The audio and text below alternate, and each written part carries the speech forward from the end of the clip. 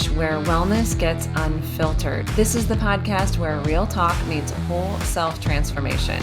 I am your host, Autumn Noble O'Hanlon. I'm a coach, healer, author, and wellness guide, and I have created this unfiltered space for women who want more out of life, but on their own terms. Every week, we will dive into the messy, beautiful, and often contradictory layers of wellness, covering everything from career shifts and body image to energy healing, intuitive living, fitness, burnout recovery, and creating change that actually sticks. Whether you're chasing a new chapter, healing old wounds, or just trying to reconnect with yourself in a loud, overwhelming world, Lady-ish is here to support your evolution. You can expect honest conversations, coaching wisdom, holistic tools, spiritual insights, and permission to be a little bit of everything and nothing that you're not. Because wellness isn't one size fits all, and neither are you.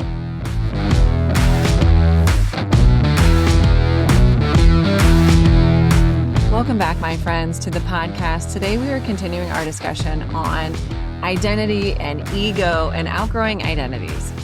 Hopefully you listened to the last episode where we talked a little bit about how you know the difference between an old, outgrown identity and who you actually want to be and understanding the signs of that misalignment. Today, we're kind of bringing this full circle and talking about, okay, I know I've outgrown my identity, but now what the hell do I do with that? How do I move forward?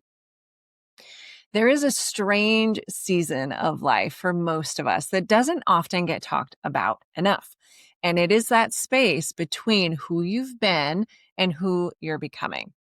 Nothing has exploded, nothing has officially ended, but you can feel it and sense it, and something just no longer fits. As we talked about in the last episode, there is a neurological reason why the space between identities feels so uncomfortable. And that is because the brain prefers clarity and routine and the known spaces.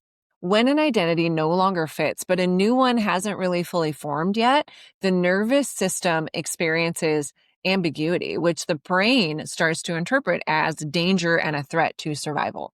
That in-between feeling, it's not a problem that we necessarily need to solve, but it's a transition that we need to support, and we're going to talk about how to do that today. From a psychological perspective, outgrowing an identity creates cognitive dissonance, a tension between who you believe you are and how you're actually living.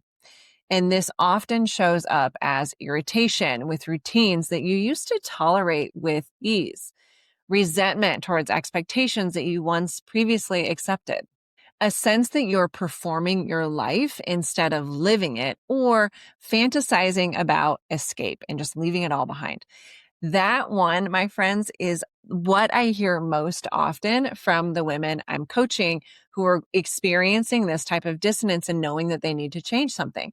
So many times I hear them say, I wish I would just get fired and then I'll be forced out of this and I can just start fresh. Or I wish something catastrophic would happen so that I don't have to do this anymore. They fantasize about the universe or their employer handing them an exit ramp, and maybe not even handing them an exit ramp, but like throwing them out the exit ramp so that they don't have to make any decisions or dealing with the discomfort of actually actively taking steps to make the changes they know that they need to make.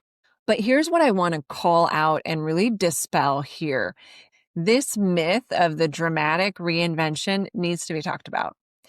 We've been sold this idea that reinvention has to be big and dramatic and loud. Quit the job, end the relationship, move across the country.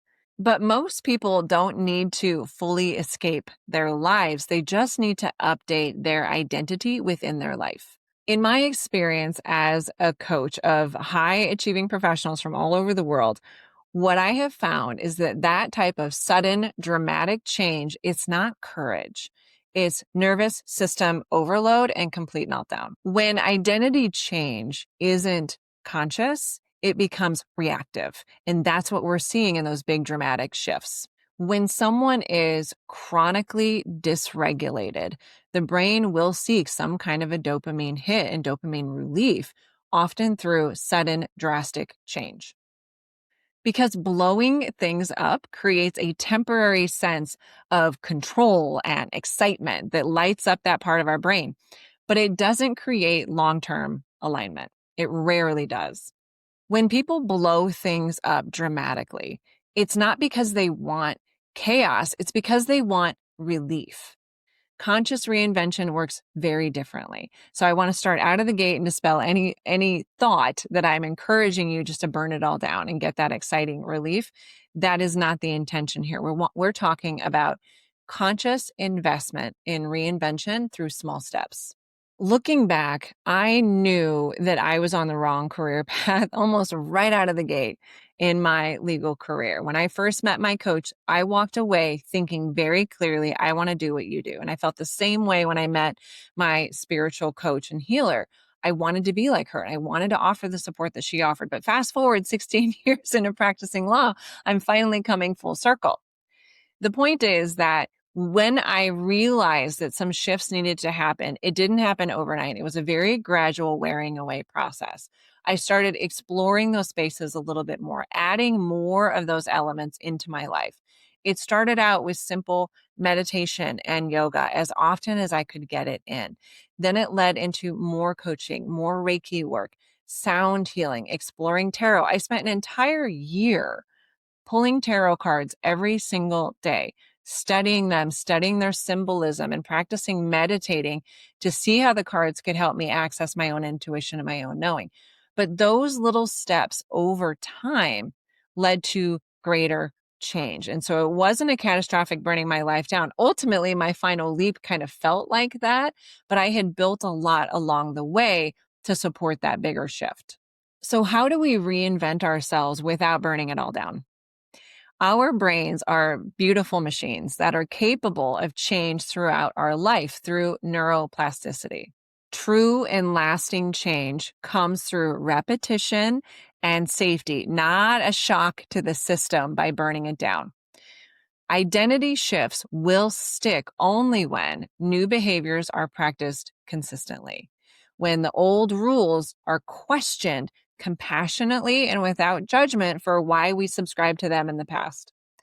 And new routines and habits will stick only when the nervous system feels supported. In furtherance of all of that, sustainable reinvention is often very quiet, and it can look like letting go of outdated rules, renegotiating boundaries in a different way moving forward, or allowing yourself to change your mind or just say no to something that historically you would have just said yes to in kind of a resigned way. It's less about adding to our life and more about subtracting beliefs, subtracting habits, subtracting patterns. That is how we make small, sustainable steps that ultimately lead to a larger reinvention. I want to take a brief moment here just to sort of dispel this idea that potentially reinventing ourselves means losing who we were before. Your identity in those patterns, they're not who you are. It's who you learned to be through past experiences, past conditioning, past patterning. So letting go of an identity, it doesn't erase your past, it integrates it with compassion and greater understanding of why I operated that way and where that came from so that we can intentionally and consciously choose, do I want to make changes to that moving forward? From a psychological standpoint, this is called identity integration, not identity loss. You still get to be that part of you that operated differently, and you can look at that part of yourself with compassion and a greater understanding and knowing, and intentionally choose to be different moving forward. It's one and the same person. So if you are feeling the pull of getting into more alignment with who you're supposed to be and potentially letting go of some of those outdated, uncomfortable, or ill-fitting identities, I would invite you to explore areas of your life that are ripe for subtraction. A new boundary, taking something off of your list, not doing something that historically you used to do. And that may simply mean inviting yourself to ask, why do I do that? Why did I say yes to that? Why do I show up that way? Why do I act differently around this person than this person? In starting to explore those questions so that you can choose moving forward, maybe differently. Maybe I don't want to show up that way. Maybe I don't want to do that or have that on my list anymore. These are the types of questions and explorations that I've woven into my 30-day identity reset, available on the premium podcast. It's all structured around neuroscience, short daily practices that are far more effective to create lasting change than occasional deep dives. It's your way, your mechanism to sort of chip away at those old identities, create that awareness over time, build it slowly, ask simple questions every day to contribute to a larger awakening. Every episode will help your brain and nervous system adjust gradually, building safety, awareness, and flexibility. That work is especially powerful if you're high functioning, self aware, or tired of pushing yourself into lives that no longer fit. Regardless of whether you join me there, this work is still available for you here. If your life is feeling tight lately, it doesn't mean that you're ungrateful. It doesn't mean that you've made a mistake. It simply means that your internal model of who you are is ready to evolve. And when identity change is supported emotionally and neurologically, it doesn't have to feel like chaos and like everything has to change. Instead, it can feel more like coming home to yourself, to authenticity. And that's a beautiful experience. Today, I hope that you leave taking with you the awareness that you are allowed to evolve without destroying everything that you've built. You're allowed to change your identity without losing your integrity. And if you want a supported way to walk through that transition, the 30-day identity reset is waiting for you in the premium podcast content, available anytime and designed to meet you exactly where you are. If that's not for you, that is perfectly fair. Continue to join me here. I love to have you. And if this information today resonated with you, be sure to share it with somebody who may be experiencing that painful dissonance and that desire to evolve, but just doesn't know where to start. By sharing this episode with those around you, you allow me to share this message even wider and enhance the energy of all those around you by helping us all live more aligned, peaceful lives. Until next time, my friends, thank you so much for joining me here.